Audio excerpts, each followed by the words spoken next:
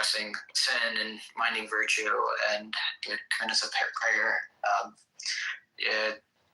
I think too, though, one thing that I advocate to my audience is a focus on family rearing personally for themselves, regardless of their race. It does seem to be the project of saving a white race should be with them, every individual working hard towards finding the right mate and producing children that can then carry on between themselves and thinking in terms of multi-generations. I don't know what you seem to be focused on your space project. Well, I mean,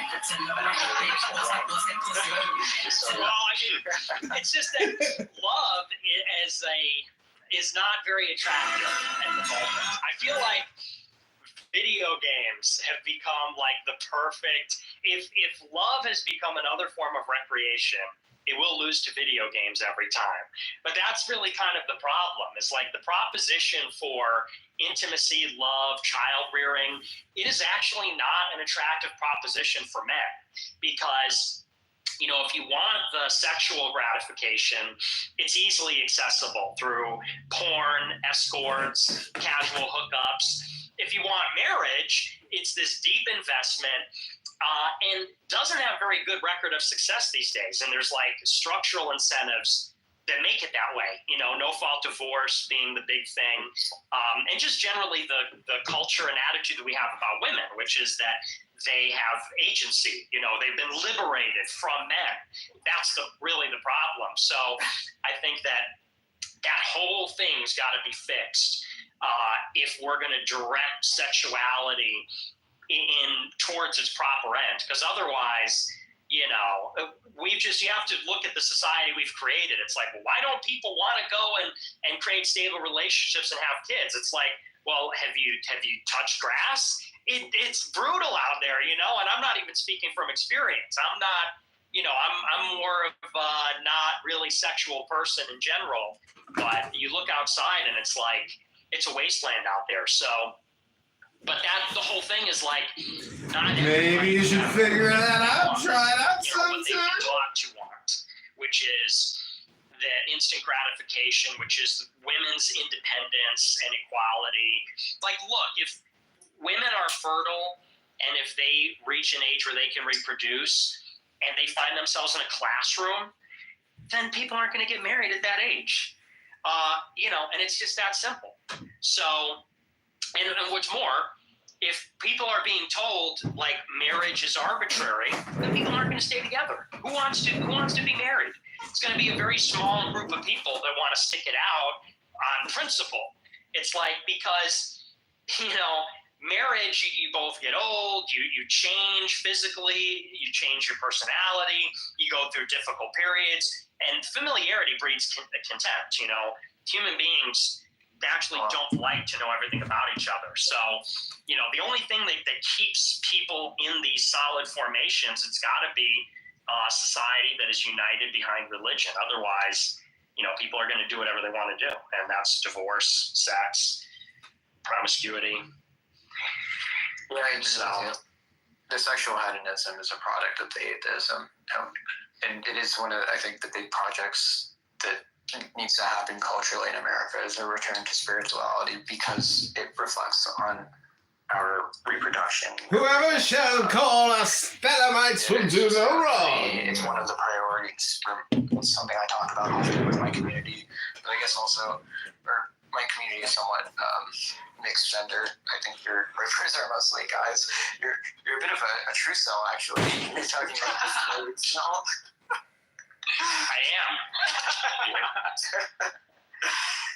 I'm the only true cell left, dude. Everyone has gone full on like simp or Wojak respecter. I'm the last true cell left. No. I don't appreciate the beta simping. I think a recovery is possible for the Floyd, but absolutely it requires a certain rearrangement of their self-identity as women and men. Yeah. Well, and I think a lot of conservatives aren't helping because it's basically everyone is a feminist now. And if you start to express anything that is actually opposed to feminism, even the conservative women start to say, oh, that gave me the ick. Oh, that's toxic. Oh, blah, blah, blah.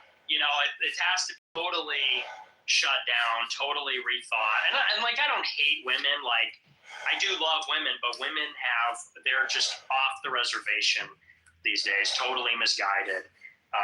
And the problem is all women do hate men now. And when I say that, not all women hate all men, but that women hate men because women hate the men that most embody maleness. The men that men admire, like Trump. Trump is someone that every real guy loves. Like, this is a guy that he's not pro-social. I mean, he is. He's a businessman, but he's very brash, gets to the point, no nonsense. This is like your boomer dad that every young guy looks up to. Every real young guy looks up to. The guy that can handle anything, stoic, nothing, totally unflappable. And not all women, it's getting better, but like all women hated Trump. All women hated Trump. They all hate Andrew Tate. And I've had this thought before. It's like, I feel like it used to be the case that those kinds of guys, like your crazy uncle, your badass grandpa, these guys who were super male, in the old days, young girls would be like a serving wench for those guys. Like, they'd be like, they love those guys. They're affectionate towards those guys. And now I feel like all women look at guys like that and roll their eyes and go, This is because you don't go out, Nick. oh my God. Maybe women would like you if you went out and talked to women. Women wouldn't say they hate men, but a lot of women these days hate maleness. And they like men that act more like women. And even if they're not flamboyant, even if they're not feminine, like in their affect, they like guys that are, like women these days say, I like a guy that's goofy. I like a guy. They like these like silly people, these like silly, simpy people, and anyone that's actually like a fucking boss, like Trump, they hate. And that's kind of Here's Sigma Truth, though. Maybe that's why Vince had to be a race creator. He had to go outside of this creative woman. Maybe that's what you should consider. Maybe go Asian like this in the way. Yeah. So that's my hot take.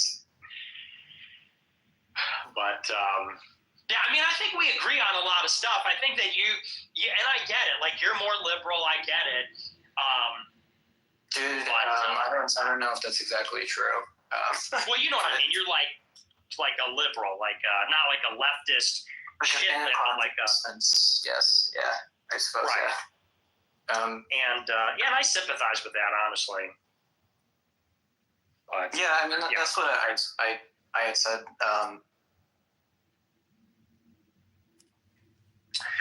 Yeah. So we agree on a lot of stuff. I mean, your community agrees. There's a lot of groypers in your space or whatever. But the question is always, but that's what's funny is like, you and I can rap on this kind of stuff, not to like, take it to another place, but it's like the problem is there's this interested force behind a lot of politics that they want to present as a free discourse, but squelching certain things. And like, because I could rap with people that I disagree with, like you said, I don't like the Jews. I actually like Jews. People give me shit because I say that, but I do. I think that Jews are intelligent. I think often they're funny. They're very funny. And I get along with them. And I've said it before, and I get shit for it, but I have a lot of Jewish friends because I think they're funny people. But the question is always, when you start to say things that they don't like, then they want to like lynch you. You start to say stuff that they don't agree with, and then they're like, well, you're not welcome here anymore. And it's like, okay, well, that doesn't work then. We got to be able to disagree. So I feel like my whole political self-discovery is something like that. I thought we were all cool and free marketplace of ideas and whatever. And then they start to say, no, but you can't go there, but you can't say this, that, the other. And then they roll out these bullshit tactics, smearing, defaming, attacking your character. And anyway, I don't mean to make it about me and that and sound whiny again or whatever, but I'm just saying, because I think, someone like you and I, people are sending me all kinds of shit about you. I'm like, I'm not trying to come after this guy's personal life or whatever, and go into the recesses of his, all these personal attacks. But it's like that has been made impossible in this political scene. And I wish it weren't that way. And that's why, the Groyper, I just wish someone would give the Groypers a chance, because I've been thinking about this a lot. It's like, Piers Morgan banned us, Tucker banned us, Tim Pool banned us, Patrick Bet-David banned us, Sobhouse banned us. It's like, what the fuck? We just want to, rap with the rest of everybody. We got our check marks taken. 15 of our guys got banned on X. I thought this was the right-wing victory. So, if we could be a party to it, it'd be one thing, but that's just where I'm coming from, if you can understand that. Because we can get along and be civil, but we're like the N-words. We're second-class citizens here. So that's why we got to be a little pissed off all the time. That's why I got to be mad all the time.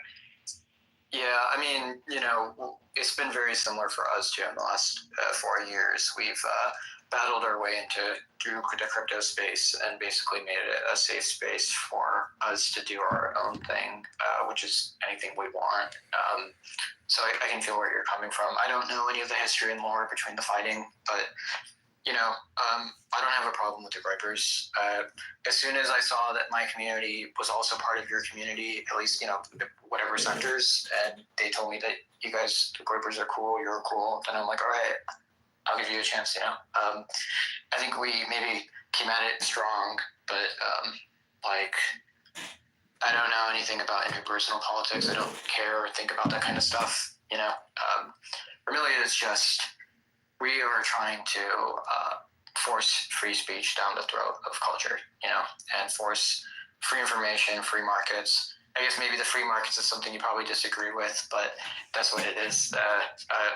In terms of the other points, I have my opinions on the racial makeup or whatever, or the future of the void, but that's just shit.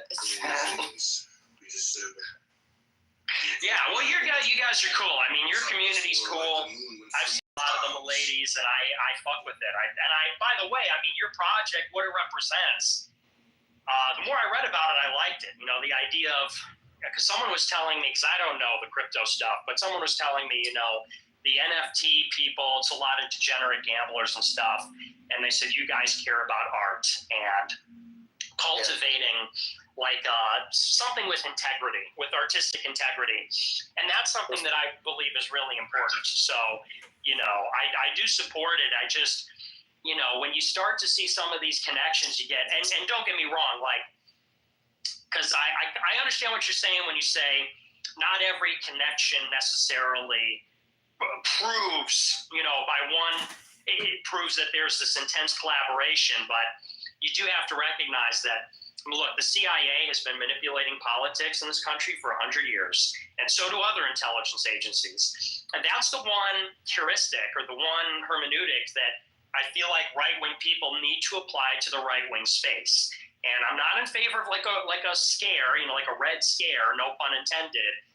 But I do think that is something where a lot of young people like me, like how I was when I was younger, when I was a teenager, they look at right-wing politics and they say what they're seeing is what they're getting. And we know that in politics, that's never the case. And I know you're not maybe a super political guy, but I am, and I know the political people. And the truth is that looks can be deceiving. And in the right wing, there is a lot of, because there's so much is at stake in politics, there's a lot of interest and money in politics and subterfuge. And I feel like we have to be on our guard. And that's why it matters to know who we're talking to and what they're really about and everything like that. Because at the end of the day, what we really need in the country is Americans. We need, and no offense, Adrian, we need Americans running America. We need Americans that love America running America, and other people that love other countries can run those countries. But we need to run this country. People that actually love the people and love the place. So that's kind of who I am. That's what I'm about. But I respect what you're doing. I like the community. So one definition, however, that I'd like to narrow down, though, is like, who do you define as an American?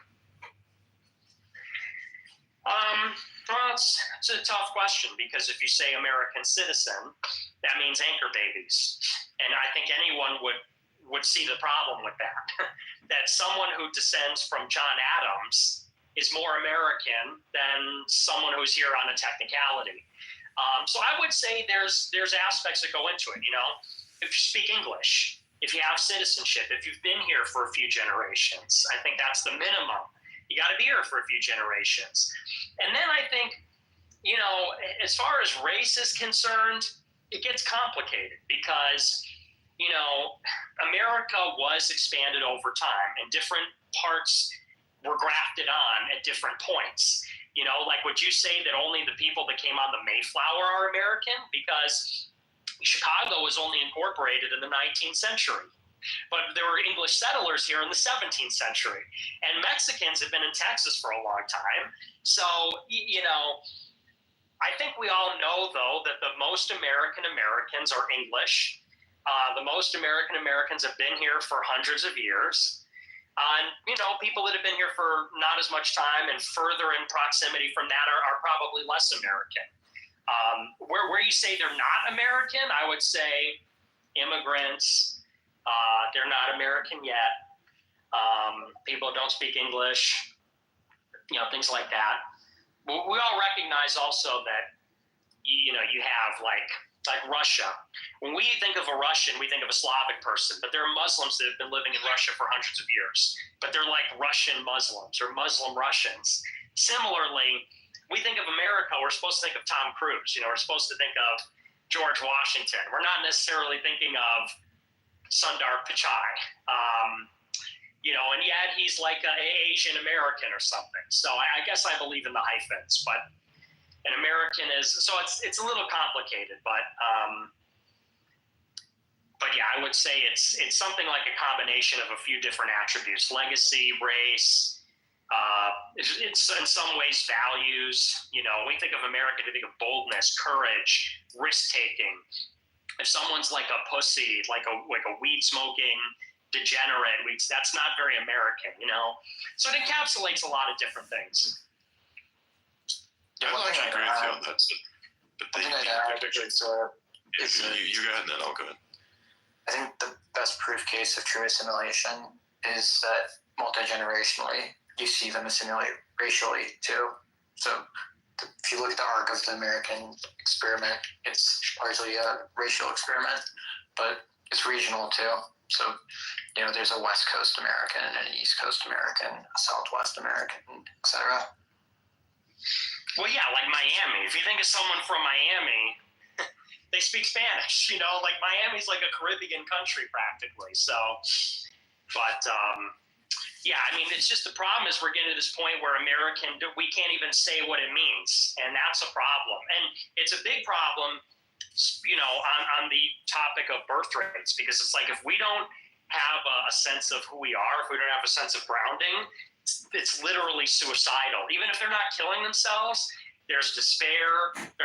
Those sexual energies are subdued because we're deeply uncomfortable and dislocated, and you know, it's not healthy. That's why I say, like, we need people that really love America to run the country, to look at people like that and to actually take care of them.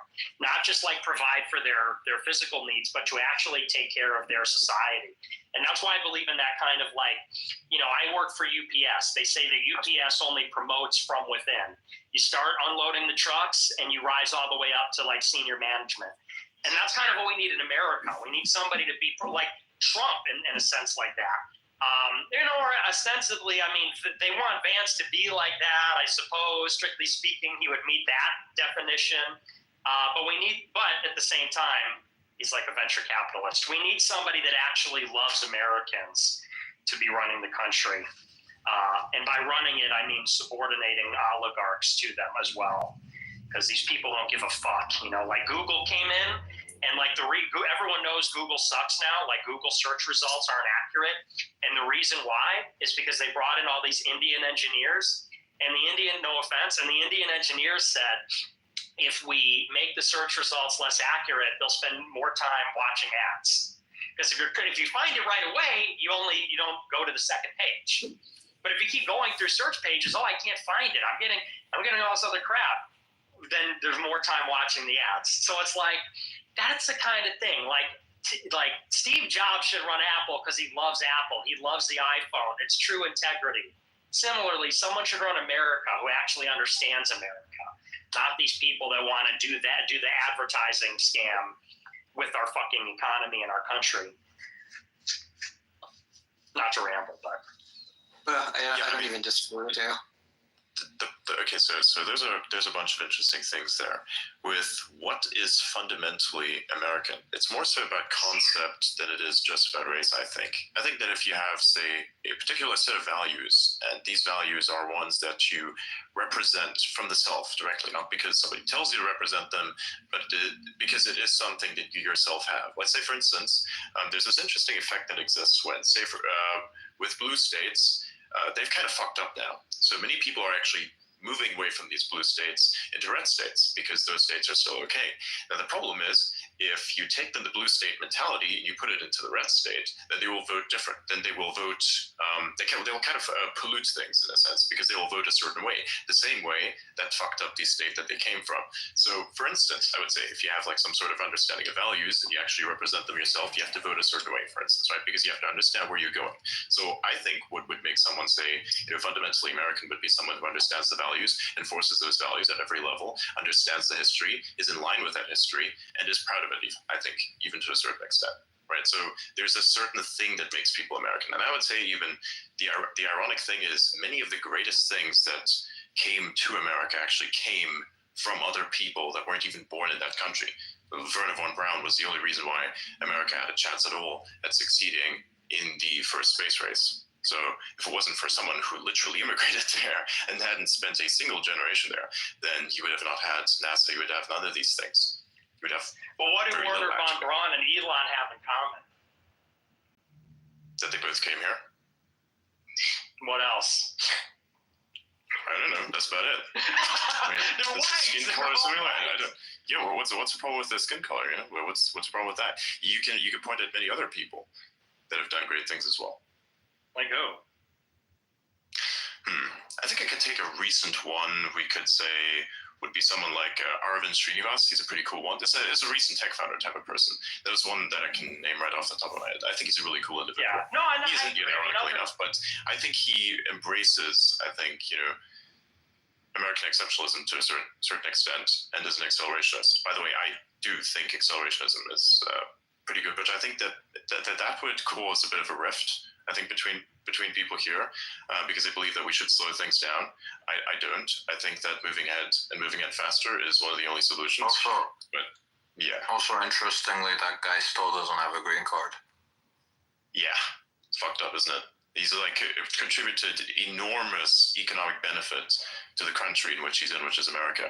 So I'd say as somebody who does something like that, I mean, it's a browser that actually circumvents the problems that exist with Google. So Google's search engine is fucking disgusting. So he has solved that problem. Ironically, the very problem that you say has been caused by Indians is an Indian fixed it. Wernher von Braun and Elon, rocket ships, guy, web browser. No, but I agree. I mean, look.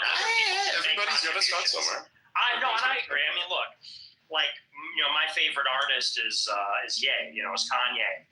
He's black. By the way, consider that, for instance, Tesla, which is one of those companies that is owned by Elon and primarily operated by Elon. If you look at one of its primary things that makes it very relevant is the fact that the Tesla car is basically a robot on wheels. And one of the things that they have, which practically no other car company has, because Tesla's not really a car company, they're an AI and robotics company. They have real-world AI in that they can actually interact with the real world in ways that no other AI company has been able to do yet. And who is the head of,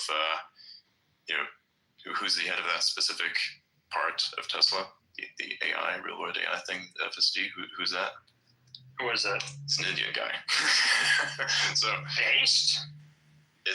all I'm saying. Look, all I'm saying. Yeah, no, and I I'm think not I think it disagreeing. boils down to generations. I do agree that limiting immigration is totally warranted. I think everybody agrees here actually with this one. I think it's like bringing people in en masse without any consideration as to who they are, even. To a certain extent, I mean, terrorists have come into that country and they've really fucked things up. That is a problem. And look at Germany right now; it's completely falling apart because of the people that they brought in. So you can see the disaster firsthand. So I don't disagree with that whatsoever. I fully agree, however, with bringing people into various places if they are skilled and they want to make that place a better place, or they want to come to what is effectively the land of opportunity. And I think that is exactly what one should do. If you see opportunity in our country, you should go there. That's our home, but that's our home. I mean, that's the problem. Yeah, but they can make it their home also. And they can make your home better. But they can't. They can't, because if they change what our home is, then it's no longer our home. If I live in a neighborhood that is 90% white, and then I return to it when I'm an old man, when I'm 60 years old, and it's 90% not white, it's going to be unrecognizable. They won't even be speaking the same language. It's going to be completely different. Yeah, but that's the problem. Let me finish. Like people say, "Oh, America's the land of opportunity. We're going to come in and take advantage." It's like, okay, but we fucking live here. Like we if that involves fundamentally changing our home, then we don't want that. And I think that we can have. And I don't think we disagree, actually. I don't think that, we can have a small number of people come here who are truly exceptional and innovate. A small number. But that's not what's happening. We're talking millions. Like 10 million illegals came in under Biden. Oh, yeah, I don't disagree with that. And millions of illegal people came here, too. Disagree. Yeah, but we don't disagree. On that, we don't disagree. What I was specifically saying is when you have a people that are brought in who represent the culture on every level, right? Represent the American culture on every level, then basically, even though these people would have a different appearance from the perspective of their biology, they would still be just as American as anyone else who looks a different way. It's just simply how it is. So I think, even say, for instance, you come to that neighborhood once again, the same values that have existed before you left are still there in place. So if these values are being reinforced within people, and the people that came there have those same values, even though they look a little bit different, the only thing that will look different is, to a certain extent, maybe even the faces. But I think that would be short-lived also, because even if you were to intermingle, we're not just values, we're people. That's sort of the point. Is like also, it's like I said when I be invaded. The point is with small amounts of immigration, you're not going to be invaded. What had been happening is basically full-scale invasion by people who came in illegally, right? We're not disputing that whatsoever, and I agree that's a problem. Yeah, exactly. Okay, yeah, because I think the H-1B had been abused in the past, but of course that's getting overhauled now. At least you also have the diversity visa. The diversity visa is absolute bullshit. Yeah. So I don't think we're in disagreement. Yeah, no, we're not in disagreement. We're just narrowing down definitions. That's what. Nick, I am curious. What do you think about the EB-5? I think all the immigration programs got to go for now, even EB-5. There's just too many people. I don't think that. I think that I'm in favor of a total immigration moratorium. So, and that includes, so-called specialist skilled people, investors, whoever you want to say. I think that for now, and you laugh, but it's like, we were talking about a vacuum. Yeah, that maybe that would be fine. Maybe EB-5 would be okay. Maybe we keep some of the other ones. But we're talking about a country that has had, like I said, it's constantly increasing for 60 years. So I think we need to pause. And that's not ahistorical either. The country has had waves of immigration, and then always is followed up with a wave where we don't have immigration. They will have a lot of people come in, and then we shut the door for a period of time. Also, for most of the country's history, those people are all coming from Europe. And whether you think, race matters or values matter, maybe, or whatever your relative import you place on those things, I think anyone would agree that it's easier for a white person of a different ethnicity to assimilate than a non-white person, just because of proximity. We use the same alphabet. We have the same religion, generally speaking. We look relatively the same compared to people that, obviously there's more difference between a Nigerian and an Englishman than German and an Englishman. So for obvious reasons, And that's how we had it when we had all Europeans coming here. Come in, close the door. Come in, close the door. For 60 years, it's just been come right on in. And next year, more people should come in. For 60 years, and they're coming from Asia and Latin America mostly. So, no, I think even investors, we just need to have it all shut down so the people that are here can have a chance to assimilate to whatever extent possible. And then you can open it up to investors and specialists and other people. But for now, I think it should be almost complete. Hey, listen, guys. I have actually an appointment I got to go to tonight. But if you want to stay on, I'm gonna drop off. Thanks for hosting the space, Adrian. I appreciate it. Nick, it was a good. I don't even know if it counts as a debate, but it was nice to meet you. Oh, he looks like he just dropped off too. Yeah, I think this was a really good conversation. Thank you for coming, by the way. And if you'd like to do this at any other point in time again, just hit me up. We'll do it. We'll make something happen. Yeah, let me know. I think it's fun. I like these kinds of I don't know, debate conversations. It's interesting. Sure. Also, your community is amazing. Amazing meme that they created. It's fucking great. Yeah, I love it. Adrian, they're begging you to put it on. Oh my god. Oh yeah, I do in fact have one that looks just like me. It's like one that's on Mars. It's very nice. Like the background is really, really cool. Made one. Yeah, I saw. We'll show it off on a live stream. Oh yeah, you're wearing it on your Max, I guess. Yeah, I have it in my Discord server on Signal and such. Out of here, I was like, why the fuck are you milady? It's so funny. Yeah, there's a ton of conspiracies, just like that you're Elon Musk, but also that Elon's secretly a lady with an alt. So it just feels that. That is hilarious. That is absolutely hilarious. I mean, I do have an alt. I should probably put it on there. Oh yeah. There you go. Complete the. Yeah. Exactly. Well, anyways, thanks for coming, man. This is great. Do you see Nick Fuentes connecting again, or is he dropped from his I don't see him connecting. I think he just dropped, perhaps. Yeah, Yeah, my phone actually died earlier when you guys were talking. My phone died. I had to charge it and get back in. that explains it. He's coming Yeah, back yeah. for a second. He's coming back? Yeah, he's connecting it. Cool. You back, Nick? Hey, yeah, I just wanted to say I'm heading out as well, but yeah, thank you, Charlotte Fang, for joining up the space. I know I'm surrounded by drama and controversy, so I appreciate you joining the space. I thought it was a good conversation. I'm a fan of Milady. Maybe I can come to one of your events. If you're a free speech guy, I'd love to show support. If you don't want the smoke, that's okay too. But it was good meeting you, and thanks, Adrian, for putting this on, and your co-host as well. You're always super objective, and we love your spaces. You're totally solid, so I appreciate you a lot. So thanks, guys. Thank you, Nick. Okay, cool, Nick. Great to meet you. And yeah, we'll connect. All right, sweet. Bye, guys. Thank you. Bye-bye. All right, I'll be dropping off too. Bye, guys. Bye-bye. I think we can wrap it here. What do you guys think? Like, that's a good time to wrap. Yeah. Yeah, that's fine. Yeah, I think there's not much else to discuss, really. But yeah, this is great. Thank you all for coming. If you'd like to see more of this, make sure to follow, turn notifications on. I go live every single day on Spaces, almost every single day. Actually, as a matter of fact, I might be taking a bit of a break coming up because I have a bunch of things that I do in real life. But I frequently host Spaces just like these, record the conversation. So join us there if you'd like. Also, thank you for all of the Milady community for coming out. Thank you for all of the community that came out from Fuentes as well, to joining up and listening to this and being relatively civil in the comments. I really enjoyed this. This was great. Should do it again sometime. Thank you all for coming. See you on the timeline. Back in it. Okay, so that's Elon Musk signing off. This was the Nick Fuentes interview debate with Fang. He also said he won't be doing conversations every night from now on.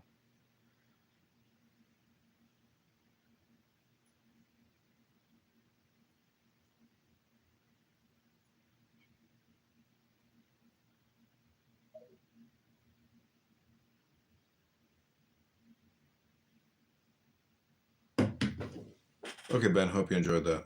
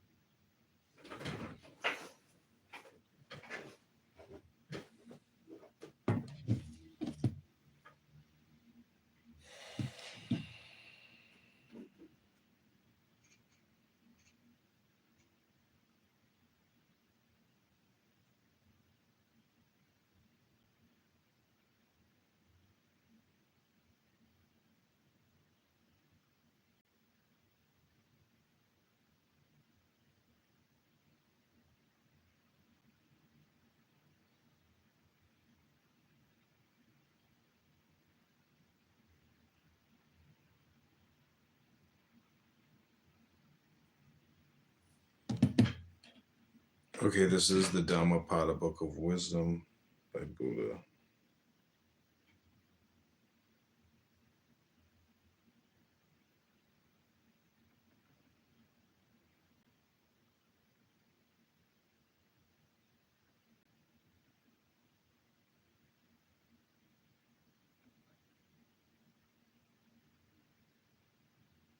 Okay, this is Dhammapada.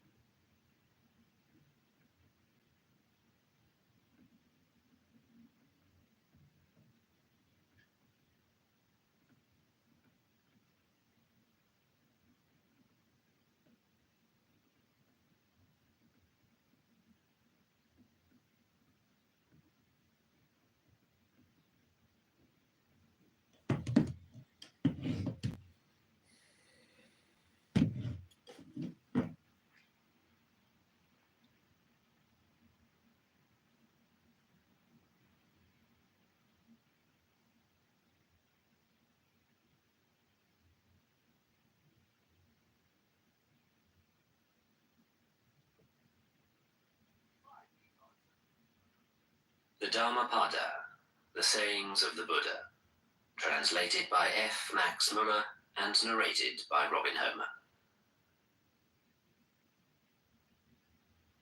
Chapter 1. The Twin Verses. All that we are is the result of what we have thought.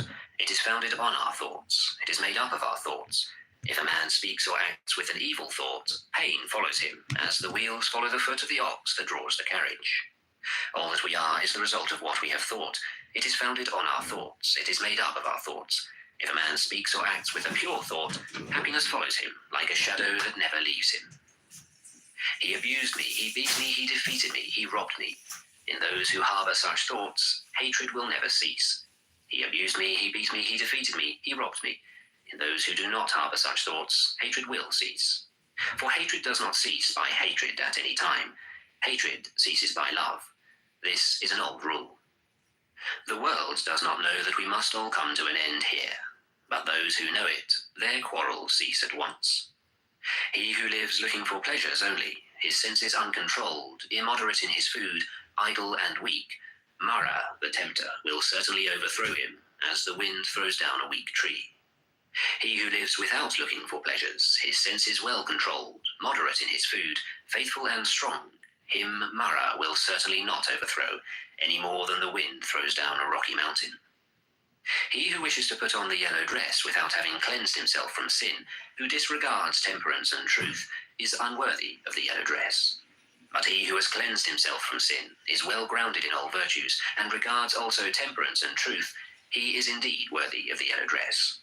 They who imagine truth in untruth, and see untruth in truth, never arrive at truth, but follow vain desires. They who know truth in truth, and untruth in untruth, arrive at truth, and follow true desires. As rain breaks through an ill-thatched house, passion will break through an unreflecting mind. As rain does not break through a well-thatched house, passion will not break through a well-reflecting mind. The evildoer mourns in this world, and he mourns in the next. He mourns in both. He mourns and suffers when he sees the evil of his own work. The virtuous man delights in this world, and he delights in the next. He delights in both. He delights and rejoices when he sees the purity of his own work. The evildoer suffers in this world, and he suffers in the next. He suffers in both. He suffers when he thinks of the evil he has done. He suffers more when going on the evil path. The virtuous man is happy in this world, and he is happy in the next. He is happy in both. He is happy when he thinks of the good he has done. He is still more happy when going on the good path. The thoughtless man, even if he can recite a large portion of the law, but is not a doer of it, has no share in the priesthood, but is like a cowherd counting the cows of others. The follower of the law, even if he can recite only a small portion of it, but having forsaken passion and hatred and foolishness, possesses true knowledge and serenity of mind, he, caring for nothing in this world or that to come, has indeed a share in the priesthood. Chapter 2. On Earnestness. Earnestness is the path of immortality, nirvana. thoughtlessness the path of death. Those who are in earnest do not die. Those who are thoughtless are as if dead already. Those who are advanced in earnestness, having understood this clearly, delight in earnestness and rejoice in the knowledge of the Arias, the elect. These wise people, meditative, steady, always possessed of strong powers, attain to nirvana, the highest happiness. If an earnest person has roused himself, if he is not forgetful, if his deeds are pure, if he acts with consideration, if he restrains himself and lives according to law, then his glory will increase. By rousing himself, by earnestness, by restraint and control, the wise man may make for himself an island which no flood can overwhelm. Fools follow after vanity, men of evil wisdom. The wise man keeps earnestness as his best jewel. Follow not after vanity, nor after the enjoyment of love and lust. He who is earnest and meditative obtains ample joy. When the learned man drives away vanity by earnestness, he, the wise, climbing the terraced heights of wisdom, looks down upon the fools. Serene he looks upon the toiling crowd, as one that stands on a mountain looks down upon them that stand upon the plain. Earnest among the thoughtless, awake among the sleepers, the wise man advances like a racer, leaving behind the hack. By earnestness did Maghavan, Indra, rise to the lordship of the gods. People praise earnestness. Thoughtlessness is always blamed. A bhikshu, mendicant, who delights in earnestness, who looks with fear on thoughtlessness, moves about like fire, burning all his fetters, small or large. A bhikshu, mendicant, who delights in reflection, who looks with fear on thoughtlessness, cannot fall away from his perfect state. He is close upon nirvana. Chapter 3. Thought. As a fletcher makes straight his arrow, a wise man makes straight his trembling and unsteady thought, which is difficult to guard, difficult to hold back. As a fish taken from his watery home and thrown on dry ground, our thought trembles all over in order to escape the dominion of Mara, the tempter. It is good to tame the mind, which is difficult to hold in and flighty, rushing wherever it listeth. A tamed mind brings happiness. Let the wise man guard his thoughts, for they are difficult to perceive, very artful, and they rush wherever they list. Thoughts well guarded bring happiness. Those who bridle their mind, which travels far, moves about alone, is without a body, and hides in the chamber of the heart, will be free from the bonds of Mara, the tempter. If a man's thoughts are unsteady, if he does not know the true law, if his peace of mind is troubled, his knowledge will never be perfect. If a man's thoughts are not dissipated, if his mind is not perplexed, if he has ceased to think of good or evil, then there is no fear for him while he is watchful. Knowing that this body is fragile like a jar, and making this thought firm like a fortress, one should attack Mara the tempter with the weapon of knowledge. One should watch him when conquered, and should never rest. Before long, alas, this body will lie on the earth, despised, without understanding, like a useless log. Whatever a hater may do to a hater, nor an enemy to an enemy, a wrongly directed mind will do us greater mischief. Not a mother, not a father will do so much, nor any other relative. A well-directed mind will do us greater service. Chapter 4. Flowers. Who shall overcome this earth, and the world of Yama, the lord of the departed, and the world of the gods? Who shall find out the plainly shown path of virtue, as a clever man finds out the right flower? The disciple will overcome the earth, and the world of Yama, and the world of the gods. The disciple will find the plainly shown path of virtue, as a clever man finds out the right flower. He who knows that this body is like froth, and has learned that it is as unsubstantial as a mirage, will break the flower-pointed arrow of Mara, and never see the king of death. Death carries off a man who is gathering flowers and whose mind is distracted, as a flood carries off a sleeping village. Death subdues a man who is gathering flowers and whose mind is distracted before he is satiated in his pleasures. As the bee collects nectar and departs without injuring the flower or its colour or scent, so let the sage dwell in his village. Not the perversities of others, not their sins of commission or omission, but his own misdeeds and negligences should a sage take notice of. Like a beautiful flower, full of colour but without scent, are the fine but fruitless words of him who does not act accordingly. But like a beautiful flower, full of colour and full of scent, are the fine and fruitful words of him who acts accordingly. As many kinds of wreaths can be made from a heap of flowers, so many good things may be achieved by a mortal when once he is born. The scent of flowers does not travel against the wind, nor that of sandalwood or of tagara and malika flowers, but the odor of good people travels even against the wind. A good man pervades every place. Sandalwood or tagara, a lotus flower or a vasiki, among these sorts of perfumes, the perfume of virtue is unsurpassed. Mean is the scent that comes from tagara and sandalwood. The perfume of those who possess virtue rises up to the gods as the highest. Of the people who possess these virtues, who live without thoughtlessness, and who are emancipated through true knowledge, Mara, the tempter, never finds the way. As on a heap of rubbish cast upon the highway, the lily will grow full of sweet perfume and delight. Thus, the disciple of the truly enlightened Buddha shines forth by his knowledge among those who are like rubbish, among the people that walk in darkness. Chapter 5. The Fool. Long is the night to him who is awake. Long is a mile to him who is tired. Long is life to the foolish who do not know the true law. If a traveller does not meet with one who is his better or his equal, let him firmly keep to his solitary journey. There is no companionship with a fool. These sons belong to me, and this wealth belongs to me. With such thoughts, a fool is tormented. He himself does not belong to himself, and much less sons and wealth. The fool who knows his foolishness is wise at least so far, but a fool who thinks himself wise, he is a fool indeed. If a fool be associated with a wise man, even all his life, he will perceive the truth as little as a spoon perceives the taste of soup. If an intelligent man be associated for 1 minute only with a wise man, he will soon perceive the truth, as the tongue perceives the taste of soup. Fools of little understanding have themselves for their greatest enemies, for they do evil deeds which must bear bitter fruits.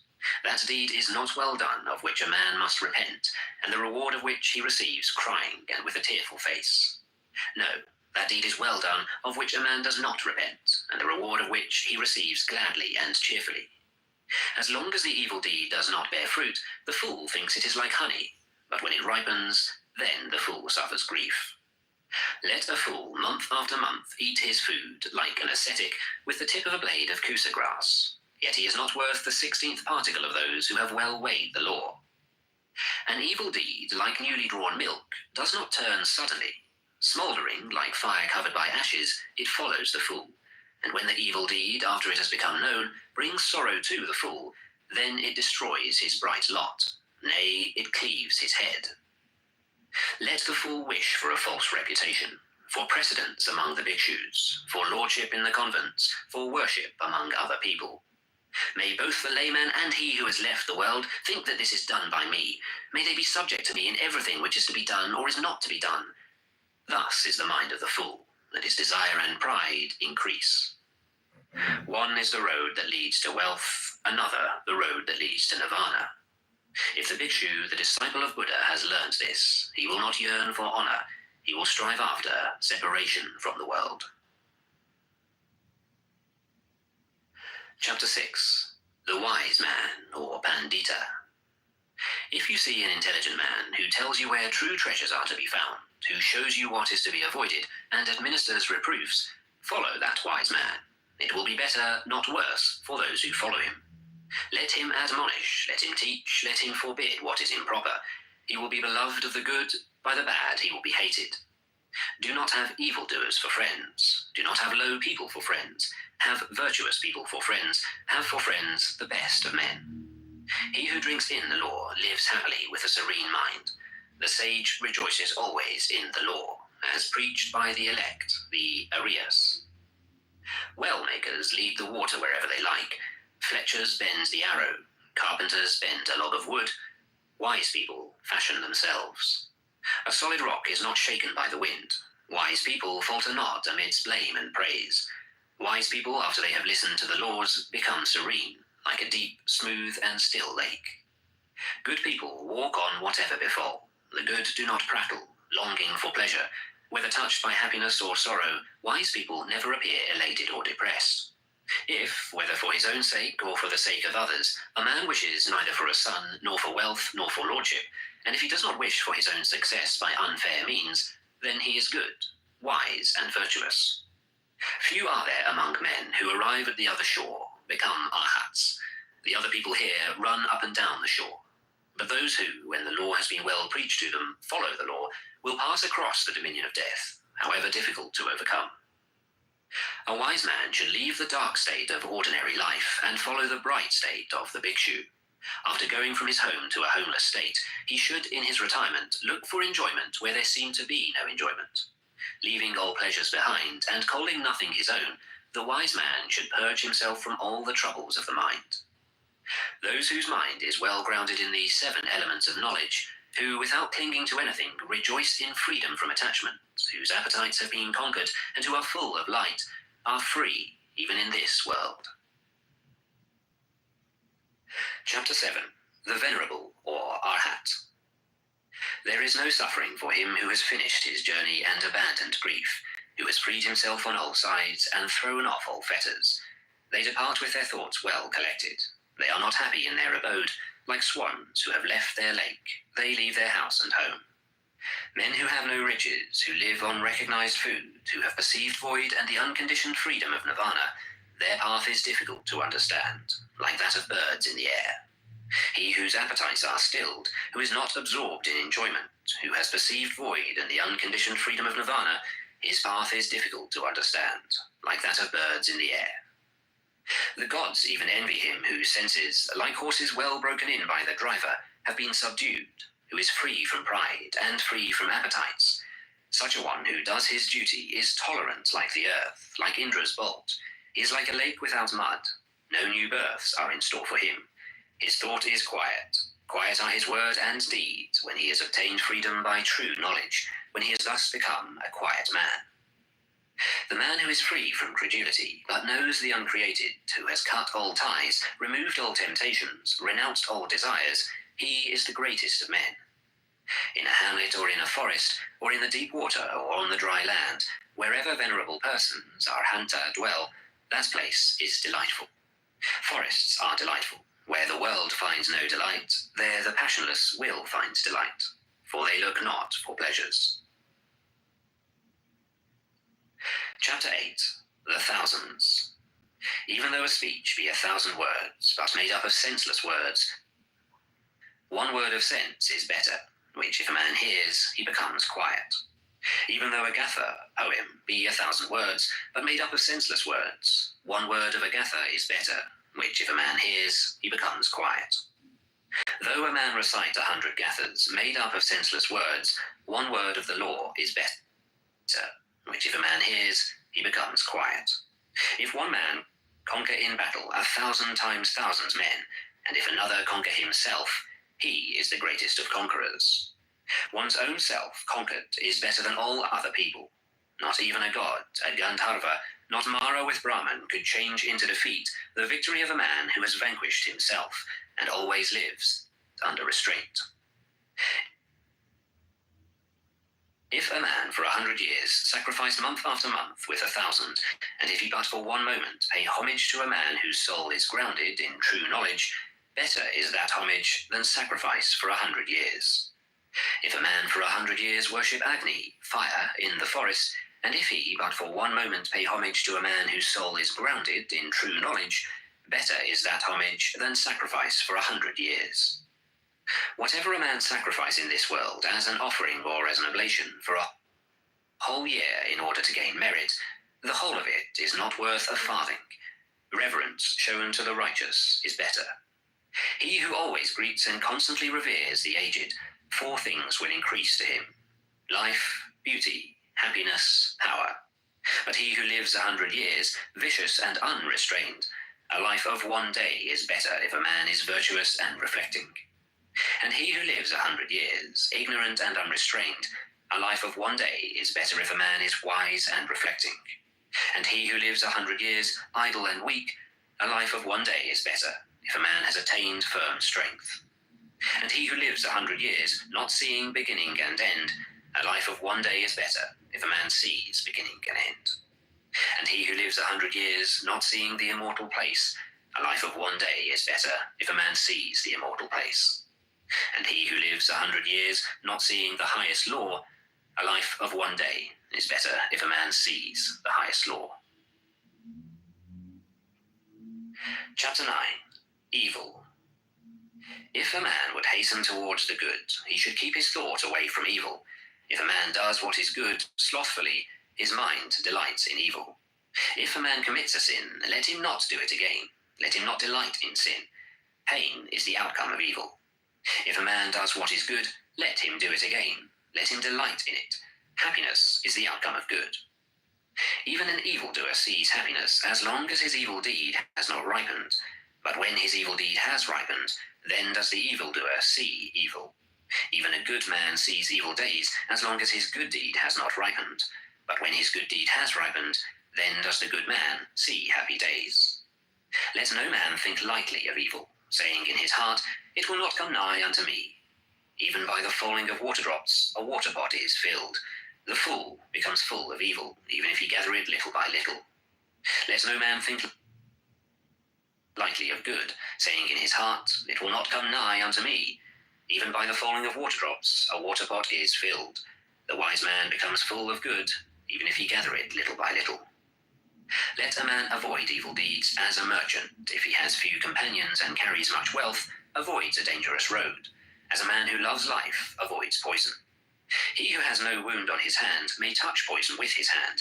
Poison does not affect one who has no wound, nor is there evil for one who does not commit evil.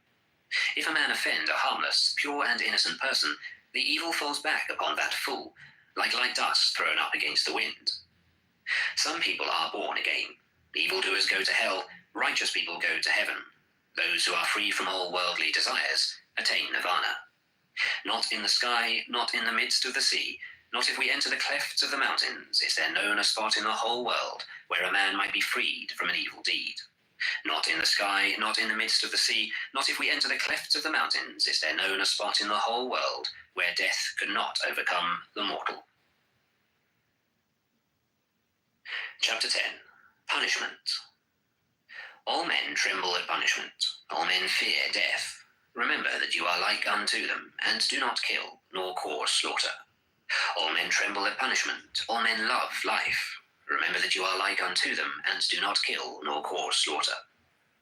He who, seeking his own happiness, punishes or kills beings who also long for happiness, will not find happiness after death.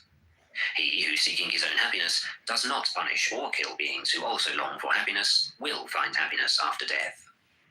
Do not speak harshly to anybody. Those who are spoken to will answer thee in the same way. Angry speech is painful. Blows for blows will touch thee. If, like a shattered metal gong, you utter not, then you have reached nirvana. Contention is not known to you.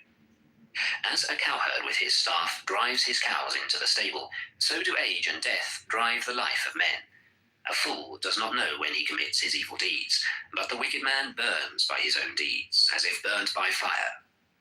He who inflicts pain on innocent and harmless persons will soon come to one of these 10 states. He will have cruel suffering, loss, injury of the body, heavy affliction or loss of mind, or a misfortune coming from the king, or a fearful accusation, or loss of relations, or destruction of treasures, or lightning fire will burn his houses, and when his body is destroyed, the fool will go to hell. Not nakedness, not plaited hair, not dirt, not fasting or lying on the earth, not rubbing with dust, not sitting motionless, can purify a mortal who has not overcome desires. He who, though dressed in fine apparel, exercises tranquility, is quiet, subdued, restrained, chaste, and has ceased to find fault with all other beings, he indeed is a Brahmana, an ascetic, Sramana, a friar, bhikshu. Is there in this world any man so restrained by humility that he does not mind reproof, as a well-trained horse the whip? Like a well-trained horse, when touched by the whip, be you active and lively, and by faith, by virtue, by energy, by meditation, by discernment of the law, you will overcome this great pain of reproof, perfect in knowledge and in behavior, and never forgetful. Well-makers lead the water wherever they like. Fletchers bend the arrow, carpenters bend a log of wood. Good people fashion themselves. Chapter 11. Old Age. How is their laughter? How is their joy? Or is this world always burning? Why do you not seek a light, you who are surrounded by darkness? Look at this dressed-up lump, covered with wounds, joined together, sickly, full of many thoughts, which has no strength, no hold. This body is wasted, full of sickness and frail. This heap of corruption breaks into pieces. Life indeed ends in death. Those white bones, those gourds thrown away in autumn, what pleasure is there in looking at them? After a stronghold has been made of the bones, it is covered with flesh and blood, and there dwell in it old age and death, pride and deceit. The brilliant chariots of kings are destroyed. The body also approaches destruction, but the virtue of good people never approaches destruction. Thus do the good say to the good. Looking for the maker of this tabernacle, I shall have to run through a course of many births, so long as I do not find him, and painful is birth again and again. But now, maker of the tabernacle, you have been seen. You shall not make this tabernacle again. All thy rafters are broken. Thy ridgepole is sundered. The mind, approaching the eternal, Visankara, Nirvana, has attained to the extinction of all desires. Men who have not observed proper discipline and have not gained treasure in their youth perish like old herons in a lake without fish. Men who have not observed proper discipline and have not gained treasure in their youth lie like broken bows, sighing after the past. Chapter 12. Self. If a man hold himself dear, let him watch himself carefully. During one at least out of the 3 watches, a wise man should be watchful. Let each man direct himself first to what is proper, then let him teach others. Thus a wise man will not suffer. If a man make himself as he teaches others to be, then, being himself well subdued, he may subdue others. One's own self is indeed difficult to subdue. Self is the lord of self. Who else could be the lord? With self well subdued, a man finds a lord such as few can find. The evil done by oneself, self-begotten, self-bred, crushes the foolish, as a diamond breaks a precious stone. He whose wickedness is very great brings himself down to the state where his enemy wishes him to be, as a creeper does with the tree which it surrounds. Bad deeds and deeds hurtful to ourselves are easy to do. What is beneficial and good, that is very difficult to do. The foolish man who scorns the rule of the venerable, Arahat, of the elect, Arya, of the virtuous, and follows false doctrines, he bears fruits to his own destruction, like the fruits of the Kataka reed. By oneself the evil is done. By oneself one suffers. By oneself evil is left undone. By oneself one is purified. Purity and impurity belong to oneself. No one can purify another. Let no one forget his own duty for the sake of another's, however great. Let a man, after he has discerned his own duty, be always attentive to his duty. Chapter 13. The World. Do not follow the evil law. Do not live on in thoughtlessness. Do not follow false doctrine. Be not a friend of the world. Rouse thyself. Do not be idle. Follow the law of virtue. The virtuous rests in bliss in this world and in the next. Follow the law of virtue. Do not follow that of sin. The virtuous rests in bliss in this world and in the next. Look upon the world as a bubble. Look upon it as a mirage. The king of death does not see him who thus looks down upon the world. Come, look at this glittering world, like unto a royal chariot. The foolish are immersed in it, but the wise do not touch it. He who formerly was reckless and afterwards became sober brightens up this world, like the moon when freed from clouds. He whose evil deeds are covered by good deeds brightens up this world, like the moon when freed from the clouds. This world is dark. Few only can see here. A few only go to heaven, like birds escaped from the net. The swans go on the path of the sun. They go through the ether by means of their miraculous power. The wise are led out of this world when they have conquered Mara and his train. If a man has transgressed one law and speaks lies and scoffs at another world, there is no evil he will not do. The uncharitable do not go to the world of the gods. Fools only do not praise liberality. A wise man rejoices in liberality, and through it becomes blessed in the other world. Better than sovereignty over the earth, better than going to heaven, better than lordship over all worlds, is the reward of the first step in holiness. Chapter 14. The Buddha, the Awakened. He whose conquest is not conquered again, into whose conquest no one in this world enters, by what track can you lead him, the awakened, the omniscient, the trackless? He whom no desire with its snares and poisons can lead astray, By what track can you lead him, the awakened, the omniscient, the trackless? Even the gods envy those who are awakened and not forgetful, who are given to meditation, who are wise, and who delight in the repose of retirement from the world. Difficult to obtain is the conception of men, difficult is the life of mortals, difficult is the hearing of the true law, difficult is the birth of the awakened, the attainment of Buddhahood. Not to commit any sin, to do good and to purify one's mind, that is the teaching of all the awakened. The awakened call patience the highest penance, long-suffering the highest nirvana, for he is not an anchorite, Pravragita, who strikes others. He is not an ascetic, Sramana, who insults others. Not to blame, not to strike, to live restrained under the law, to be moderate in eating, to sleep and sit alone, and to dwell on the highest thoughts. This is the teaching of the awakened. There is no satisfying lusts, even by a shower of gold pieces. He who knows that lusts have a short taste and cause pain, he is wise. Even in heavenly pleasures he finds no satisfaction. The disciple who is fully awakened delights only in the destruction of all desires. Men, driven by fear, go to many a refuge, to mountains and forests, to groves and sacred trees. But that is not a safe refuge. That is not the best refuge. A man is not delivered from all pains after having gone to that refuge. He who takes refuge with Buddha, the law, and the church, he who, with clear understanding, sees the four holy truths, pain, the origin of pain, the destruction of pain, and the eightfold holy way that leads to the quieting of pain. That is the safe refuge. That is the best refuge. Having gone to that refuge, a man is delivered from all pain. A supernatural person, a Buddha, is not easily found. He is not born everywhere. Wherever such a sage is born, that race prospers. Happy is the arising of the awakened. Happy is the teaching of the true law. Happy is peace in the church. Happy is the devotion of those who are at peace. He who pays homage to those who deserve homage, whether the awakened Buddha or their disciples, those who have overcome the host of evils and crossed the flood of sorrow, he who pays homage to such as have found deliverance and know no fear, his merit can never be measured by anybody. Chapter 15. Happiness. Let us live happily then, not hating those who hate us. Among men who hate us, let us dwell free from hatred. Let us live happily then, free from ailments among the ailing. Among men who are ailing, let us dwell free from ailments. Let us live happily then, free from greed among the greedy.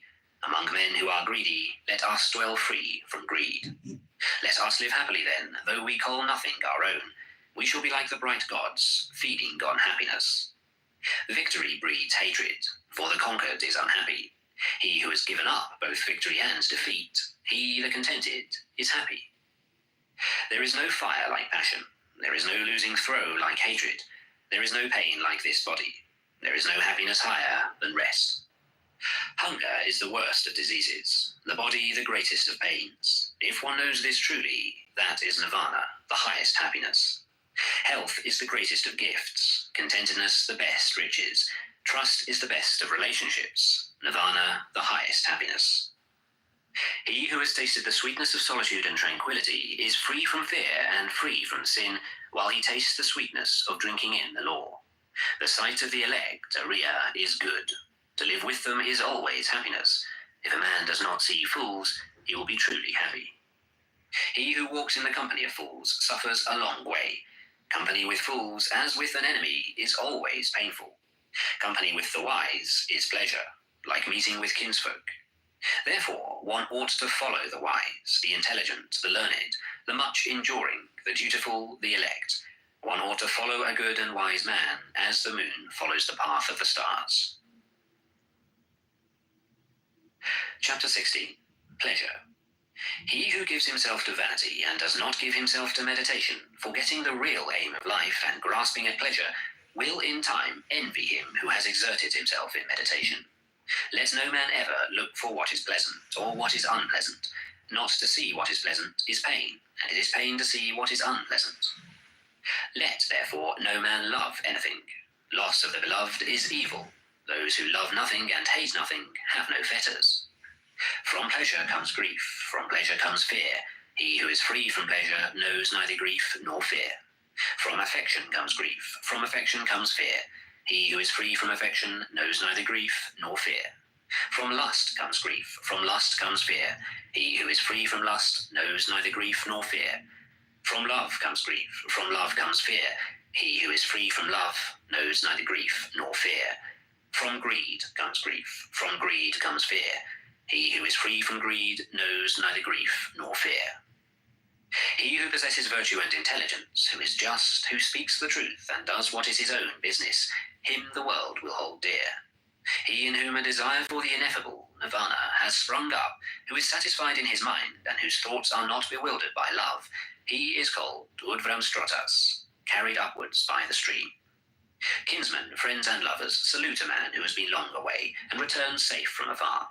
In like manner, his good works receive him who has done good and has gone from this world to the other, as kinsmen receive a friend on his return.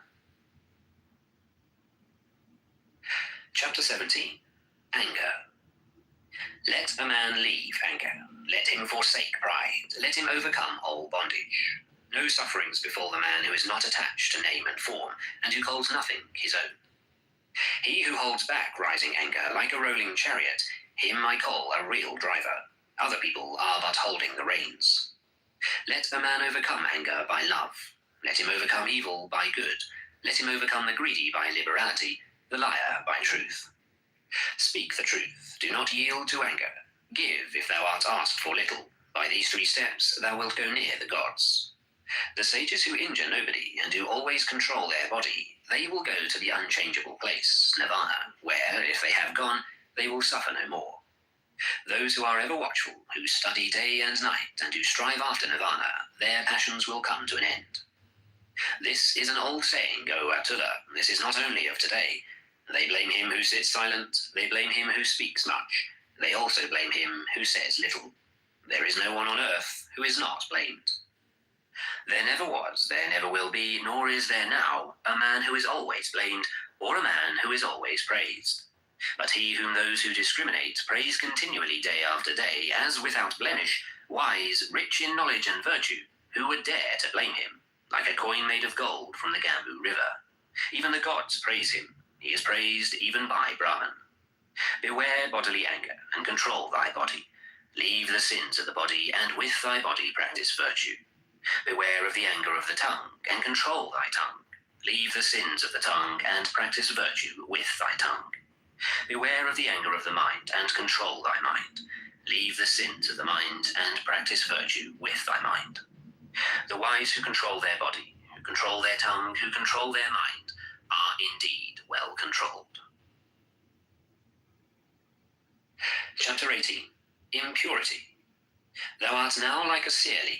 The messengers of death, Yama, have come near to thee. Thou standest at the door of thy departure, and thou hast no provision for thy journey. Make thyself an island, work hard, be wise. When thy impurities are blown away, and thou art free from guilt, thou wilt enter into the heavenly world of the elect, Ariya. Thy life has come to an end, thou art near to death. There is no resting place for thee on the road, and thou hast no provision for thy journey. Make thyself an island, work hard, be wise. When thy impurities are blown away, and thou art free from guilt, thou wilt not enter again into birth and decay. Let a wise man blow off the impurities of self, as a smith blows off the impurities of silver one by one, little by little, and from time to time. As the impurity which springs from the iron, when it springs from it, destroys it, thus do a transgressor's own works lead him to the evil path. The taint of prayers is non-repetition. The taint of houses, non-repair. The taint of the body is sloth. The taint of a watchman, thoughtlessness. Bad conduct is the taint of woman. Greediness, the taint of a benefactor. Tainted are all evil ways in this world and in the next. But there is a taint worse than all taints. Ignorance is the greatest taint. O mendicants, throw off that taint and become taintless. Life is easy to live for a man who is without shame, a crow hero, a mischief maker, an insulting, bold, and wretched fellow. But life is hard to live for a modest man who always looks for what is pure, who is disinterested, quiet, spotless, and intelligent. He who destroys life, who speaks untruth, who in this world takes what is not given him, who goes to another man's wife, and the man who gives himself to drinking intoxicating liquors, he, even in this world, digs up his own root. O man, know this, that the unrestrained are in a bad state. Take care that greediness and vice do not bring thee to grief for a long time. The world gives according to their faith or according to their pleasure. If a man frets about the food and the drink given to others, he will find no rest either by day or by night. He in whom that feeling is destroyed and taken out with the very root finds rest by day and by night. There is no fire like passion. There is no shark like hatred. There is no snare like folly. There is no torrent like greed. The fault of others is easily perceived, but that of oneself is difficult to perceive. A man winnows his neighbour's faults like chaff, but his own fault he hides, as a cheat hides the bad die from the gambler. If a man looks after the faults of others and is always inclined to be offended, his own passions will grow, and he is far from the destruction of passions. There is no path through the air. A man is not a samana by outward acts. The world delights in vanity. The Tathagatas, the Buddhas, are free from vanity. There is no path through the air. A man is not a samana by outward acts. No creatures are eternal, but the awakened Buddha are never shaken. Chapter 19. The Just. A man is not just if he carries a matter by violence. No, he who distinguishes both right and wrong, who is learned and leads others not by violence, but by law and equity, and who is guarded by the law and intelligent, he is called just. A man is not learned because he talks much. He who is patient, free from hatred and fear, he is learned. A man is not a supporter of the law because he talks much. Even if a man has learnt little but sees the law bodily, he is a supporter of the law, a man who never neglects the law. A man is not an elder because his head is grey. His age may be ripe, but he is called old in vain. He in whom there is truth, virtue, love, restraint, moderation, he who is free from impurity and is wise, he is called an elder. An envious, greedy, dishonest man does not become respectable by means of much talking only, or by the beauty of his complexion. He in whom all this is destroyed and taken out with the very root, he, when freed from hatred and wise, is called respectable. Not by tonsure does a disciplined man who speaks falsehood become a samana. Can a man be a samana who is still held captive by desire and greediness? He who always quiets the evil, whether small or large, he is called a samana, a quiet man, because he has quieted all evil. A man is not a mendicant, bhikshu, simply because he asks others for alms. He who adopts the whole law is a bhikshu, not he who only begs. He who is above good and evil, who is chaste, who with knowledge passes through the world, he indeed is called a bhikshu. A man is not a muni because he observes silence if he is foolish and ignorant, but the wise who, taking the balance, chooses the good and avoids the evil, he is a muni, and is a muni thereby. He who in this world weighs both sides is called a muni. A man is not an elect, a riya, because he injures living creatures. Because he has pity on all living creatures, thereby is a man called a riya. Not only by discipline and vows, not only by much learning, not by entering into a trance, not by sleeping alone, do I earn the happiness of release which no worldling can know. Bhikshu, be not confident as long as thou hast not attained the extinction of desires. Chapter 20. The Way. The best of ways is the eightfold. The best of truths is the 4 words. The best of virtues, passionlessness. The best of men, he who has eyes to see. This is the way. There is no other that leads to the purifying of intelligence. Go on this way. Everything else is the deceit of Mara the tempter. If you go on this way, you will make an end of pain. The way was preached by me when I had understood the removal of the thorns in the flesh. You yourself must make an effort. The Tathagatas, Buddhas, are only preachers. The thoughtful who enter the way are freed from the bondage of Mara. All created things perish. He who knows and sees this becomes passive in pain. This is the way to purity. All created things are grief and pain. He who knows and sees this becomes passive in pain. This is the way that leads to purity. All forms are unreal. He who knows and sees this becomes passive in pain. This is the way that leads to purity. He who does not rouse himself when it is time to rise, who, though young and strong, is full of sloth, whose will and thought are weak, that lazy and idle man will never find the way to knowledge. Watching his speech, well restrained in mind, let a man never commit any wrong with his body. Let a man but keep these 3 roads of action clear. and he will achieve the way which is taught by the wise. Through zeal, knowledge is gotten. Through lack of zeal, knowledge is lost. Let a man who knows this double path of gain and loss thus place himself, that knowledge may grow. Cut down the whole forest of lust, not a tree only. Danger comes out of the forest of lust. When you have cut down both the forest and its undergrowth, then, bhikshus, you will be rid of the forest and free. So long as the love of man towards women, even the smallest, is not destroyed, so long is his mind in bondage, as the calf that drinks milk is to its mother.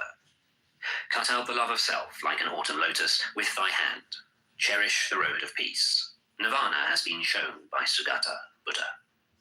Here I shall dwell in the rain, here in winter and summer. Thus the fool meditates and does not think of his death.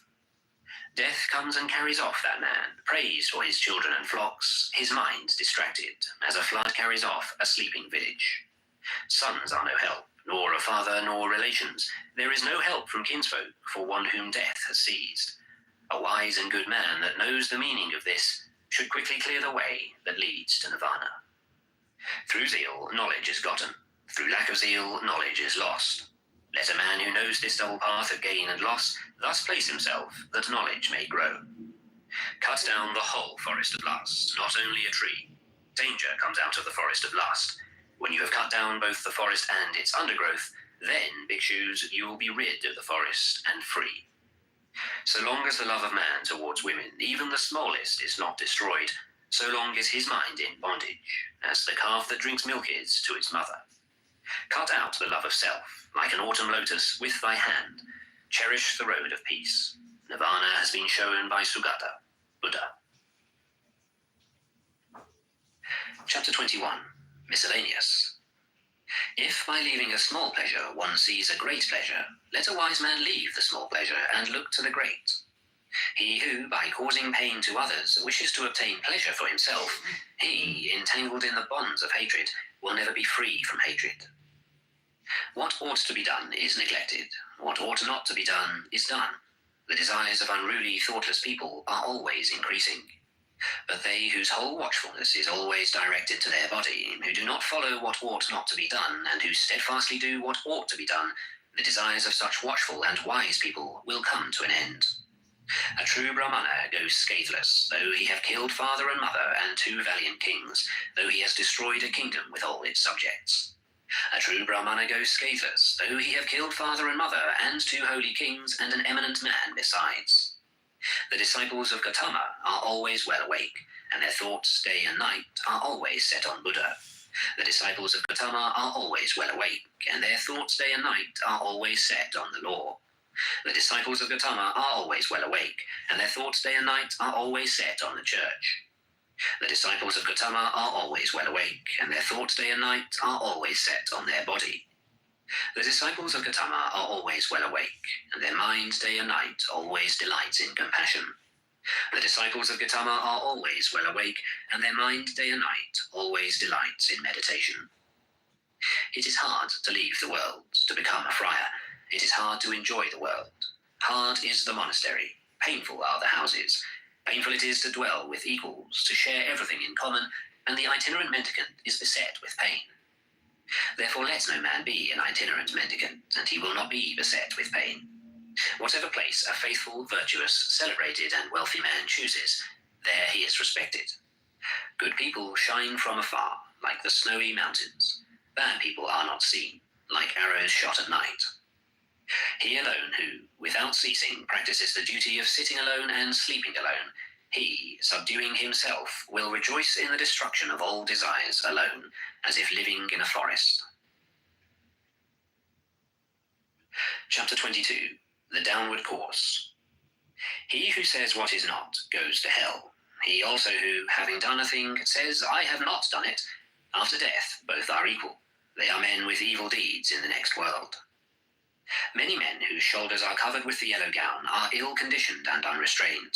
Such evildoers, by their evil deeds, go to hell. Better it would be to swallow a heated iron bowl, like flaring fire, than that a bad, unrestrained fellow should live on the charity of the land. 4 things does a reckless man gain who covets his neighbour's wife: a bad reputation, an uncomfortable bed, thirdly punishment, and lastly hell. There is the bad reputation and the evil way to hell. There is the short pleasure of the frightened in the arms of the frightened, and the king imposes heavy punishment. Therefore let no man think of his neighbour's wife. As a grass blade, if badly grasped, cuts the arm, badly practiced asceticism leads to hell. An act carelessly performed, a broken vow, and hesitating obedience to discipline, all this brings no great reward. If anything is to be done, let a man do it. Let him attack it vigorously. A careless pilgrim only scatters the dust of his passions more widely. An evil deed is better left undone, for a man repents of it afterwards. A good deed is better done, for having done it, one does not repent. Like a well-guarded frontier fort, with defences within and without, so let a man guard himself. Not a moment should escape, for they who allow the right moment to pass suffer pain when they are in hell. They who are ashamed of what they ought not to be ashamed of, and are not ashamed of what they ought to be ashamed of, such men, embracing false doctrines, enter the evil path. They who fear when they ought not to fear, and fear not when they ought to fear, such men, embracing false doctrines, enter the evil path. They who forbid when there is nothing to be forbidden, and forbid not when there is something to be forbidden, such men, embracing false doctrines, enter the evil path. They who know